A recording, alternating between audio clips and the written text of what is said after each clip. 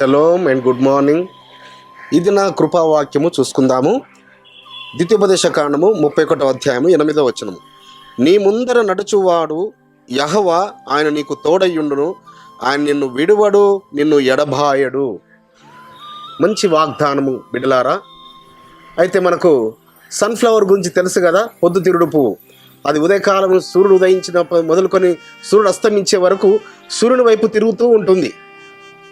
కానీ మరి ఆకాశం మేఘావృతమైనప్పుడు కానీ వర్షాలు పడి సూర్యుడు ఒక 3 రోజులు 4 రోజులు కనబడనప్పుడు ఏం చేస్తాయి అనుకుంటున్నారు? పొద్దుతిరుడు పువ్వులు మరి ఎటు తిరుగుతాయి అనుకుంటున్నారు? అవి ఒకదాని వైపు ఒకటి తిరుగుతుంది. ఒకదాని పక్క వాటిపై తిరిగి అవి బలాన్ని ఒకదాని నుంచి ఒకదానికి శక్తిని ఎక్స్చేంజ్ చేసుకుంటాయి. సో సూర్యుడు చూసుకుంటూ సూర్యుడు కనిపిస్తున్నప్పుడు సూర్యుడి నుంచి శక్తిని పొందుకుంటాయి. కానీ సూర్యుడు లేనప్పుడు ఒకదాని ఒకటి అవి బలపరుచుకుంటాయి, అవి శక్తిని పొందుకుంటాయి. అదే రీతిగా నీ ముందర నడుచు ఎలోమైన యెహోవా యొద్ద నుంచి నువ్వు శక్తిని పొందుకొని నీ దగ్గరలో ఉన్న బాధల్లో ఉన్న, వేదనలో ఉన్న, శ్రమలో ఉన్న నీ సహోదరుణ్ణి, నీ సహోదరిని నువ్వు బలపరిచి నువ్వు వారికి శక్తినివ్వాలి. నువ్వు పరిశుద్ధాత్మ చేత నడిపించబడి పరిశుద్ధాత్మ పూర్ణుడివై, పరిశుద్ధాత్మ పూర్ణురాలవై మరి బలహీనంగా ఉన్నవారిని నువ్వు బలపరచాలి. బలహీనంగా ఉన్నవారికి నువ్వు ధైర్యమునివ్వాలి. సో అదే బిడ్డలారా, ఈ భూమి మీద నరుడు చేయవలసినది ఒక సృష్టిలో ఒక పుష్పము ద్వారా, ఒక పొద్దుతిరుడు ఫ్లవర్ ద్వారా మనకు నేర్పిస్తున్నాడు.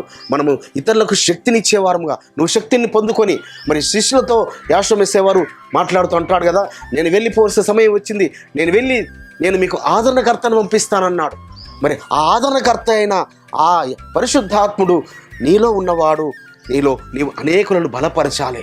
నీలో ఉన్నవాడు నీ పక్కన ఉన్నవారిని కూడా నువ్వు బలపరచాలి, నువ్వు ధైర్యపరచాలి. బిడ్డలారా, నీకున్న శక్తిని, నీకున్న ఆ సామర్థ్యమును ఇతరులకు నీ మాటలతో, జీవపు వాక్కులతో, పరిశుద్ధ గ్రంథంలోని శ్రేష్టమైన భక్తుల విషయాలు ఎత్తి నువ్వు ధైర్యపరచాలి, బలపరచాలి. అప్పుడు పరిశుద్ధాత్ముడు నీకు శక్తిని ఇస్తాడు. నిన్ను అనేకుల ఎదుట నేను నిలబెట్టుకుంటాడు. అనేకుల ఎదుట నేను బలమైన పాత్ర వాడుకుంటాడు, బలమైన సాధనంగా వాడుకుంటాడు.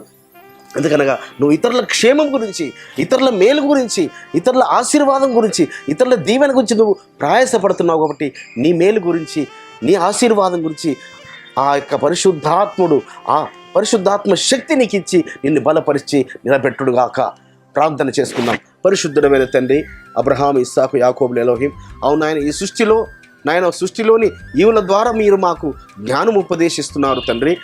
తండ్రి, పరిశుద్ధాత్మ ద్వారా శక్తిని పొందుకొని అనేకులను బలపరిచేవారుగా నీ పిల్లలను మీరు వృద్ధి చేసి ఆశీర్వదించి మహిమ పొందుకొనమని, ఈ మాటల చేత ఈ దినమంతా మేము మీ కృపలో వర్ధిల్లబడినట్లు సహాయం చేయమని నజరుడైన యేషోమేసే నామమున స్తుతించి ప్రార్థించి వేడుకుంటున్నాం పరమ తండ్రి.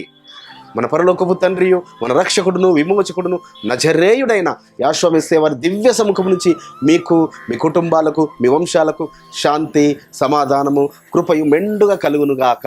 ఆమేన్.